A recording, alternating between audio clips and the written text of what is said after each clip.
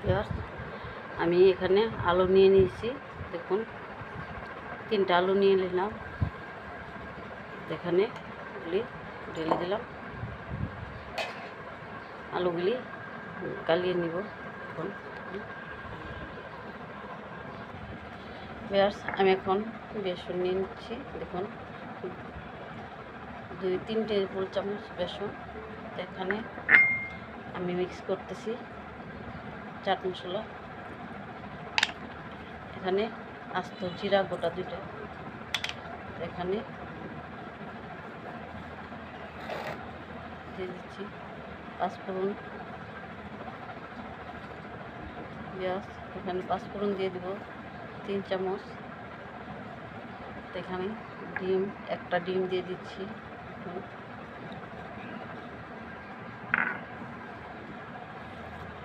এখানে পেঁয়াজ টমেটো নিয়েছি, কাঁচামরিচ, আদা কুচি, পেঁয়াজ আমি এখানে ঢেলে দেব।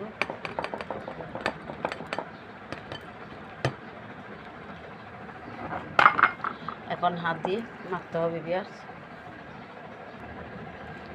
বন্ধুরা এখন আমি স্বাদ মতো লবণ দিয়ে দিচ্ছি, এখন এটা মাখাতে হবে। পেঁয়াজ এখানে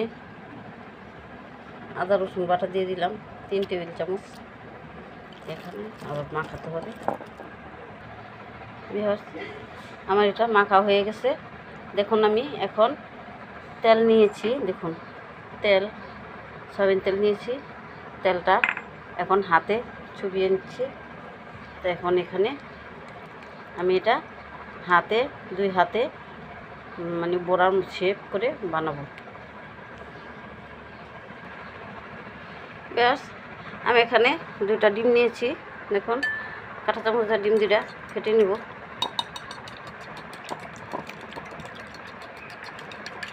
ভালো করে ফেটে নিব।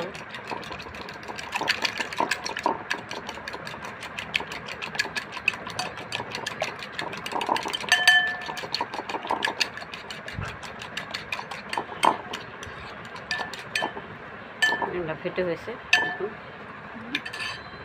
ডিমটা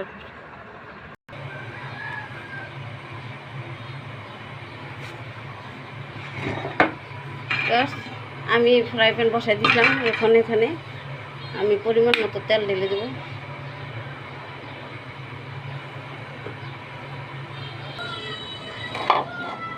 এখানে আমি বিস্কিটের ক্রাউন নিয়ে নিছি, এখানে ডিম ফেটে নিছি, এখানে আমি আলুর চপগুলা নিয়ে নিলাম। এখন আমি ফ্রাই প্যানে তেল দিলাম, এখন এটা দিয়ে দেব। আমি এখন তারা অনেক গড়িয়ে নিচ্ছি একে, দেখুন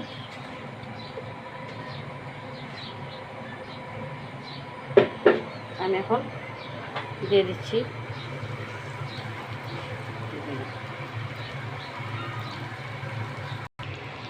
পেঁয়াজ দেখুন আমার এটা ভাজা হয়ে আসছে।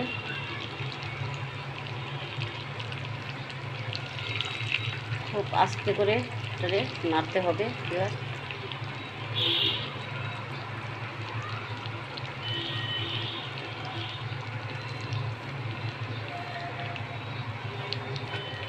চুলার আঁচটা একটু বাড়িয়ে দিই।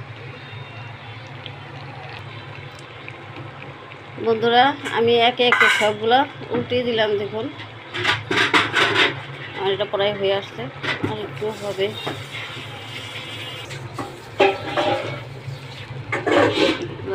এখন আমার এগুলো হয়ে গেছে, দেখুন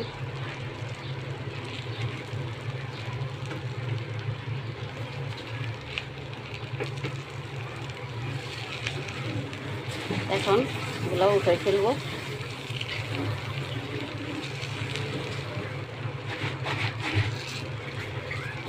এখন এগুলা উঠে ফেলছি, দেখুন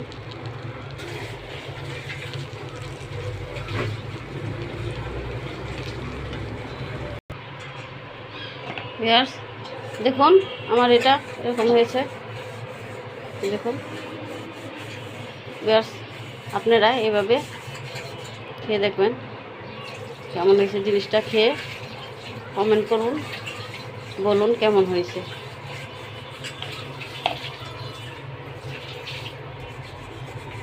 আসসালামু আলাইকুম রহমতুল্লাহি ওয়া বারাকাতুহু।